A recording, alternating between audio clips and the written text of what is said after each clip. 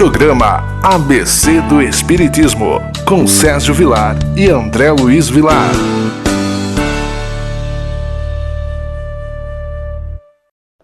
Queridos amigos, mais uma vez estamos entrando na sua casa pela nossa querida TV Mundo Maior. Que alegria podermos estar com o programa ABC do Espiritismo. Hoje nós temos um convidado especialíssimo, o nosso irmão Charles Kempf. Ele vem da França, ele é presidente da Federação Espírita Francesa e também ex-secretário do SEI, Conselho Espírita Internacional. Ele vem exatamente para as comemorações dos 118 anos do Centro Espírita Perdão, Amor e Caridade, aqui em Itapira, na qual temos muita honra de receber esse nosso irmão. Hoje nós vamos falar um pouquinho sobre algumas cartas, sobre todo esse material que está se encontrando na atualidade, que é da época de Kardec. Vem trazer muitas coisas interessantes sobre a vida de Hippolyte Léon Denisard Rivaio, também vem trazer muitas coisas sobre Amélie, também vem trazer algumas cartas que foi correspondida com Leon Denis. Nós vamos conversar um pouquinho sobre algumas curiosidades que estão sendo apresentadas para o movimento espírita. Tudo bem, Charles? Tudo bem, Sérgio. Muito obrigado pela oportunidade. É nós que agradecemos a você por estar aqui conosco. Charles, vamos falar um pouquinho dessas informações, porque você não é apenas o presidente da federação, também dirige uma casa espírita na França e também é um grande estudioso e um cientista. Está fazendo aí pesquisas sobre a vida de Allan Kardec. O que nós temos de novidade nessas cartas? Hoje tem realmente muitas novidades, né? Pela disponibilização online de mais e mais documentos e arquivos públicos, né? E também pelo fato que encontramos esses últimos anos, essa última década, vários documentos originais inéditos, né? Sobre Allan Kardec, sobre Hippolyte Léon Denisard Rivaio. E isso mostrou que, comparando com as biografias existentes, né, que são muitas biografias de Kardec, tem umas, no último levantamento que eu fiz, perto de 20, né, que foram escritas, tanto aqui no Brasil como pela Blackwell, né, e também lá na França. E essas pesquisas, essas biografias afirmam algumas coisas que eles faziam como podiam na época, né, que não tinha esses acervos, esses elementos que nós temos hoje, o que faz que o trabalho desses irmãos pioneiros vai ter que ser completado, às vezes retificado, às vezes corrigido, né, para termos realmente a visão real do que aconteceu, né, na vida de Hippolyte Léon Denisard Rivaio e também depois na época de Allan Kardec. Nós tivemos, de tantas biografias, por exemplo, de Chico Xavier, um amigo de Chico chamado Ramiro Gama, na qual o Chico passou muitas informações com referência à sua infância, e nós percebemos que a biografia ficou realmente completa, porque o Chico colaborou com esse processo. Logicamente, nós estamos falando de um material de mais ou menos 160 anos atrás, onde não se tinha a modernidade que tem hoje em termos de facilidade de pesquisas, não é? E realmente, e eu falo por mim, quando faço uma palestra, eu faço algumas colocações, biografia de Allan Kardec, estou percebendo que realmente precisa reformular, porque há muitas informações novas. Quais são essas informações? Algumas para o nosso telespectador ter uma ideia da importância desse estudo que está se fazendo sobre a vida de Allan Kardec. Sim, um primeiro elemento, né, sobre Hippolyte Léon Denisard Rivaio é a respeito do pai dele, né? E todos os biógrafos falam que ele foi educado pelo pai, pela mãe. Na realidade não foi bem assim, porque o pai dele desapareceu sem notícia quando, por volta de 1807, quando o jovem Hippolyte tinha uns 3 anos, né? Quer dizer, mostrando que na realidade ele foi educado pela mãe, pela avó materna e pelo tio, e não pelo pai, né, que desapareceu, né? Não morreu, desapareceu e pior ainda, se nunca sabe se volta ou não, né? E isso é uma informação que não consta de nenhuma biografia no momento e que a gente precisa agora colocar à luz, além das publicações que já foram feitas e dos artigos na Revue Espírito, Reformador, algumas outras revistas aqui no Brasil sobre esse assunto e também agora na internet. É um exemplo. Outro exemplo, no início desse mês de março, né, quer dizer, há menos de um mês, se descobriu que, na realidade, como se pensava, o pai não foi morto na Guerra da Espanha, mas que ele morreu em 1835 numa cidade francesa chamada Périgueux, né? Isso foi descoberto muito recentemente, então, o que foi que aconteceu? Por que que ele se fez passar por desaparecido? Será que ele teria abandonado o lar? Ou será que tinha alguma outra razão? Abre um novo campo de pesquisa que a gente precisa ver agora, né? E houve também várias outras informações, né, que apareceram e que complementam e que não constam da biografia. Esse sendo só um dos exemplos, né? O outro exemplo seria que Hippolyte Léon Denis Arrivai e sua esposa Amélie criaram uma filha que era adotiva, né? Provavelmente adotiva, embora não foi uma adoção completa, né? Porque a lei na época, na França, não permitia. Mas essa menina viveu com eles, no apartamento deles, eles levavam ele para casa de campo, lá em Château du Loir, e educaram ela, né? Mas infelizmente ela se desencarnou em 1835, quando tinha cerca de 10 anos de idade. Isso é outra informação que não consta de nenhuma biografia e que a gente precisa agora desenvolver, né?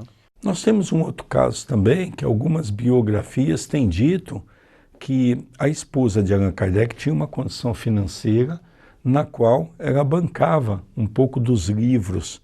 Parece que isso nas cartas também apresenta uma história diferente, não é? Correto, porque tem cartas agora que a gente descobriu, que a gente teve acesso, né? Do pai de Amélie para Amélie, onde ele conta das dificuldades financeiras, que queriam vender aquela casa em Château du Loir e morar com eles em Paris, porque o problema na época, né, as pessoas viviam, tinha renda, tinha algum patrimônio, mas depois de se aposentar a renda acabava e aí o patrimônio foi, né, quando não tinha mais dinheiro, hipotecavam as casas, e que na realidade quando o pai de Amélie se desencarnou, a casa já não tinha mais nenhum valor, né? Porque estava tudo hipotecado, porque eles precisavam de dinheiro para viver, né? Porque ele faleceu com a idade bastante avançada, né? Cerca de 80 anos. E isso mostra que na hora que ele se desencarnou não houve aqueles recursos grandes que vieram para Amélie e para Arrivai, que eles tiveram realmente que batalhar durante a existência deles toda, né? Para poder ter a renda necessária para a vida deles. Fora isso, lógico que isso é um material de suma importância. O que mais que nós temos de informações novas nessas cartas? Tem várias coisas que foram cobertas nas biografias, na realidade, né? Toda essa parte do Instituto Rivai, da educação, dos livros que ele publicou, claro, isso foi descoberta já por aqueles biógrafos, né, na Biblioteca Nacional de França.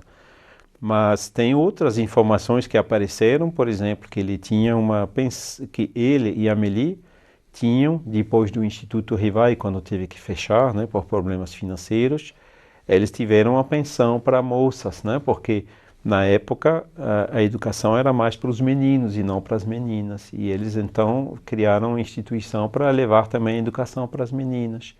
E isso é uma coisa que pouco conhecida e pouco comentada nessas biografias e que agora aparece de maneira mais clara nessas cartas. E também isso não avançou por causa da questão também das guerrilhas, das complicações que a França passou naquela época, não foi? Isso, nos 80 anos depois da Revolução Francesa, a França passou por 7 regimes políticos diferentes, né?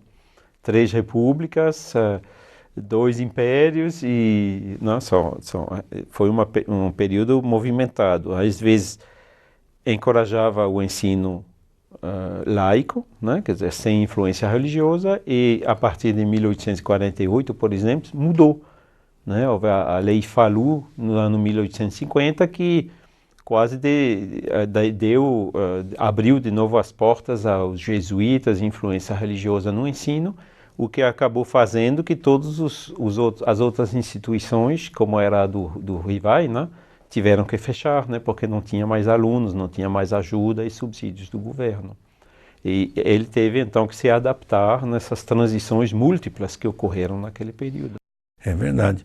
É interessante também, Charles, que a gente começa a perceber que agora está na hora, talvez nas comemorações desse ano dos 150 anos do desencarne de Kardec, e com os 150 anos, o ano passado, com referência ao livro A Gênese, que houve agora todas essas descobertas, e nós vamos falar um pouquinho no segundo bloco, que é a Lei Marie, com toda aquelas mudanças que ele acabou fazendo, a gente percebe que começa a tomar um novo rumo o movimento espírita. Correto. Essas comemorações incentivaram vários irmãos do mundo inteiro, né, a retomarem as pesquisas sobre esses assuntos que nunca foram pesquisados como deviam, né, e entre outros sobre a Gênese, né, que agora averigou, baseado em documentos originais que eu verifiquei, que são realmente corretos, né, que a edição que vinha sendo publicada até hoje da Gênese foi publicada com modificações mais de 2 anos depois mais de 3 anos depois da desencarnação de Allan Kardec, e não como se pensava enquanto ele estava vivo. Logo, existe a dúvida séria, né, sobre uma possível adulteração que fez que várias editoras em vários países, na França, na Argentina e até aqui no Brasil, algumas editoras decidiram agora, a partir de agora, publicar aquela que a gente sabe e tem certeza que é original. Nós vamos para um pequeno intervalo com o programa ABC do Espiritismo, hoje com um convidado especial, Charles Kempf, da França, presidente da Federação Espírita Francesa e também ex-secretário do SEI, Conselho Espírita Internacional. Estamos falando um pouquinho desse movimento apaixonante.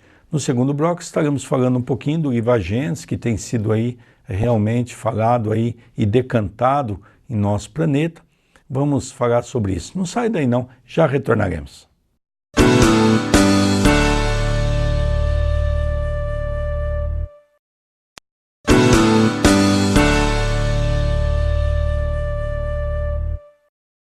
Queridos amigos, eu não disse? O intervalo é muito rápido. Já voltamos com o programa ABC do Espiritismo, falando sobre o movimento espírita. Hoje com um convidado especialíssimo, o nosso querido irmão, amigo, Charles Kempf. O nosso querido irmão Charles vem trazer para todos nós a sua alegria nas comemorações dos 118 anos do Centro Espírita Perdão, Amor e Caridade aqui em Itapira. Nosso irmão também recebeu a Comenda Chico Xavier, um homem chamado Amor, que é uma lei que nós temos municipal, que no mês de abril nós comemoramos o mês municipal espírita. Para nós é uma grande alegria estarmos fazendo essas duas festas num dia só. Querido Charles, nós vamos falar um pouquinho dessa colocação que é importante do livro A Gênese. Realmente tem balançado as estruturas do movimento, não é?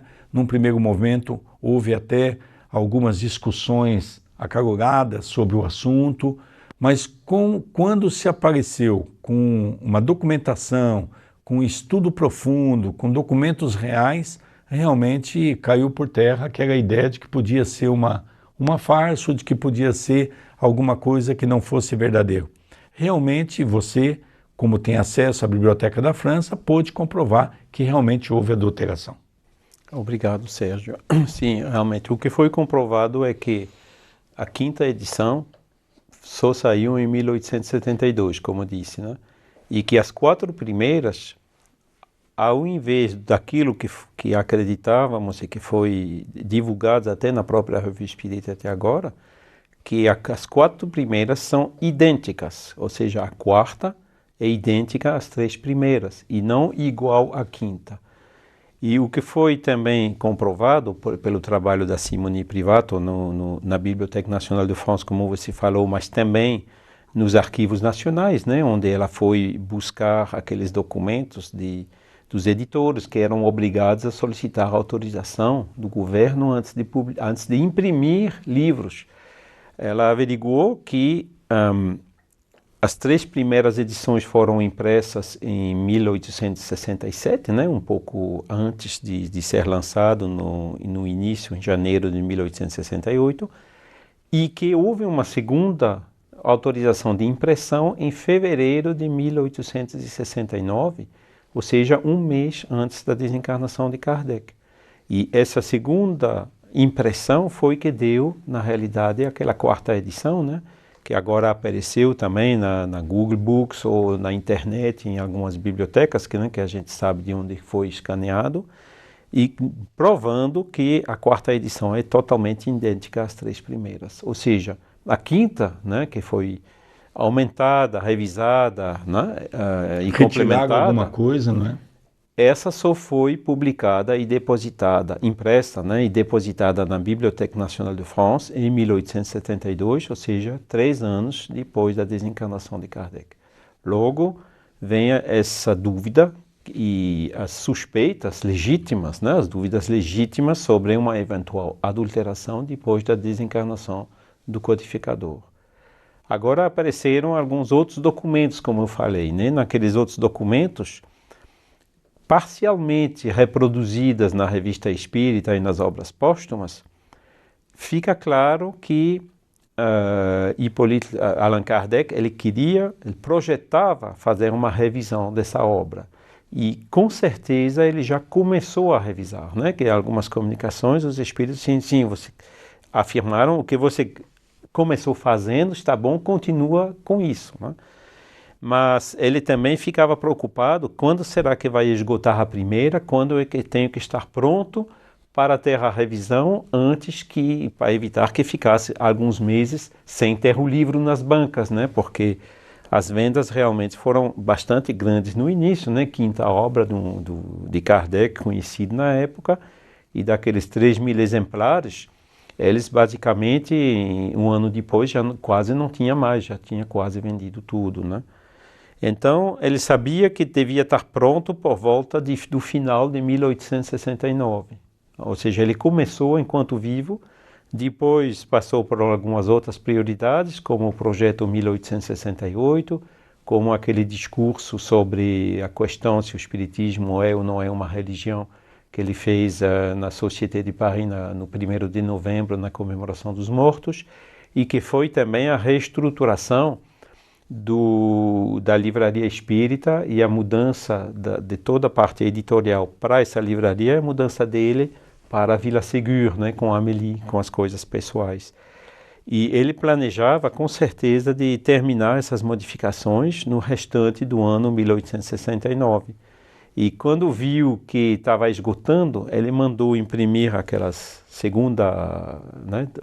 os 2.000 exemplares adicionais, que deu a 4ª edição, sem nenhuma mudança, né, que talvez foi pego de surpresa, planejando finalizar as revisões até o final do ano, que corresponde mais ou menos ao período onde esses 2.000 exemplares iam ser esgotados. Então, uma coisa também parece certa, que ele mesmo começou a fazer algumas modificações. Mas aí nós não temos os originais dele, né, da 4ª primeira edições, com as anotações das revisões na mão dele, né, para poder ter certeza daquilo que ele fez e daquilo que talvez tenha sido feito depois dele. E é por isso que subsiste essa dúvida ainda hoje. E eu diria até, a edição se chama aumentada, né? Mas quando a gente vê, tem muitas partes que foram deletadas e que na realidade a edição aumentada é menor, tem menos página do que a primeira, tem menos texto, menos conteúdo. E, sinceramente, eu não penso que o Kardec teria colocado na capa aumentada, que na realidade não foi, né? Então, tudo isso faz que, realmente, na dúvida, é melhor se abster e ficar com aquela edição que a gente tem certeza que foi feita enquanto ele estava vivo. Charles, é interessante toda essa discussão, porque aqui no Brasil, onde o espiritismo tomou um vulto muito grande, nós sabemos que sempre existiu uma grande dificuldade entre dois grupos que acreditavam na questão do corpo fluídico, que praticamente é um dos pontos nevrálgicos dessa questão. Porque a gente sabe que realmente foi acrescentado isso no livro A Gênese. Allan Kardec já havia se manifestado isso na Revista Espírita, que ele não concordava claramente com a obra por inteiro, não é? Dos 4 evangelhos, não é? De Rustang. E mesmo assim, houve algum, por parte depois de Rey-Marie, o interesse, houve essa adulteração para poder dar mais força para ele poder divulgar os 4 evangelhos de Rustang. Nós sabemos que alguns órgãos federativos, durante muito tempo, tiveram isso como, inclusive, peça dos seus estatutos. E o movimento espírita no Brasil como um todo, a grande maioria do movimento nunca aceitou isso. Sempre achou que realmente Jesus não podia ter um corpo diferente, já que ele era o governador espiritual do nosso planeta, e ele não queria algo diferente, já que ele veio na condição de uma criatura normal para nos mostrar que deveríamos ter o nosso sacrifício, as nossas lutas, não é? Porque ele queria algo diferente. E é interessante que nós vemos que essa é a grande discussão hoje, não é? Que realmente o movimento espírita hoje está no caminho certo e as federativas vão precisar repensar esse assunto, não é? É algo muito delicado, não é, Charles? É bastante, realmente. Embora, quando a gente compara a 4ª edição da Gênese com a 5ª, é certo que houve algumas modificações, inclusive foi deletado um parágrafo inteiro sobre essa questão. Mas, comparando as 2 edições, a posição de Kardec, né, que ele já tinha expressa na Revista Espírita alguns anos antes, né, 1866 ou 67, se me lembro bem, continua muito forte nessas 2 revisões da Gênese, embora a primeira tinha mais um parágrafo insistindo mais ainda. Ou seja, eu acho que nessa questão da adulteração da Gênese não houve realmente uma coisa feita de maneira intencional naquela época, pelo Rey-Marie, né? Embora isso fosse uma denúncia feita pelo Henri Sauce, né? Alguns anos depois, em 1884, que aquilo teria sido o motivo principal dessa adulteração. Por que eu digo isso? Porque em 1872, Roustan era pouco conhecido na França, né? Ele tinha publicado aqueles livros, houve uma edição somente, depois pensava que fosse completamente esgotada, depois apareceram mais alguns exemplares. O próprio Kardec, no primeiro catálogo Raisonné pour fonder une bibliothèque spirite, né? Aquele catálogo razonado, ele estava aberto e transparente, porque a obra de Roustan consta lá, né? Ele colocava as obras espíritas sobre o espiritismo e até contra o espiritismo, né? Ele não procurava esconder, colocar índex ou coisa assim de jeito nenhum, né? Ele ficou sempre transparente. E essa questão do Roustan, ela tomou mais ênfase na França, na realidade, já depois dos anos 1880, quando veio o Jean Guérin, né? Que era um rico, uma pessoa rica lá de Bordeaux, que o testamento de Roustan pediu a ele fazer a liquidação, né, a execução testamentária, e esse Jean Guérin, ele veio justamente influenciando Rey-Marie para promover a obra de Roustan novamente, né, dentro do movimento espírita. Então a Revista Espírita falava dirigida por Rey-Marie já na época, né, publicava artigos sobre essa questão de Roustan. Inclusive o Guérin produzia uma brochura que foi distribuída junto com a Revista Espírita naquela época. E aí houve acho que foi um evento que precipitou um pouco, que criou uma divisão no movimento, né, que as pessoas fiéis a Kardec, como era Alexandre Delanne, o filho Gabriel, e Berthe Fropeau, e o casal Rosen Dufour e outros, não concordava com isso, né? e tomaram um pouco mais de distância com relação a Le Marie, responderam aquelas publicações, né, com outras que já são bem conhecidas agora no Brasil, porque são traduzidos, né, aquela resposta aos amigos de Roustan. E depois o próprio Gabriel Dollin escreveu vários artigos, mas com argumentos muito fortes, mostrando aonde realmente essa obra de Roustan contém contradições com relação à doutrina, né, contradições bastante sérias, né, sobre justamente essa questão do agênero, né, onde ele coloca lá argumentos que, quando você vê a dificuldade de ter materialização, né, e que fica difícil pensar e admitir que podia ter tido uma materialização contínua durante os 33 anos da vida do Cristo, né? E o caso, na realidade, na França foi encerrado naquele momento, né? Porque esses argumentos trazidos pelo Dollin, pelo Denis e outros foram tão fortes que depois na França, com a morte de Guérin também, nunca mais se falou de Roustan até Charles, hoje. nós temos 1 minuto para acabar o programa. Eu queria que você falasse rapidamente. A Federação Espírita Francesa tem essa obra nas suas prateleiras? De Roustan? Não tem, não está sendo reeditada, né? Só encontra no sebo. Nós vamos encerrando nosso programa. Foi uma alegria estar com você, alegria estar com o Charles, que aqui falasse rapidinho, saudando o nosso telespectador. Agradeço muito pela oportunidade, essa oportunidade de conhecer esse trabalho, que eu não conhecia aqui em Itapira, né, de conhecer também pessoalmente, até que enfim, né, Uberaba, aqueles locais que nosso querido Chico frequentou, e também Sacramento, esses locais onde atuou o querido Eurípides Barzanufo, que para nós foi realmente uma grande satisfação, uma grande emoção também. E aproveitando aqui para agradecer a você, Sérgio, parabenizar pelos 118 anos da casa e por esse evento que está sendo organizado hoje e, em geral, por esse trabalho que está sendo feito.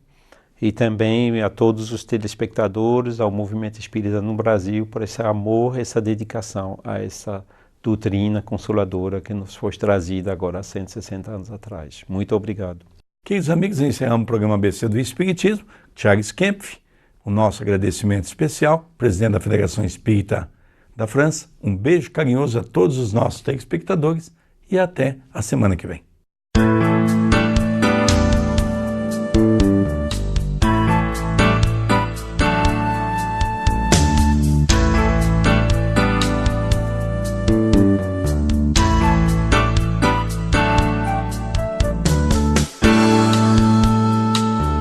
Você assistiu o programa ABC do Espiritismo, com Sérgio Vilar e André Luiz Vilar.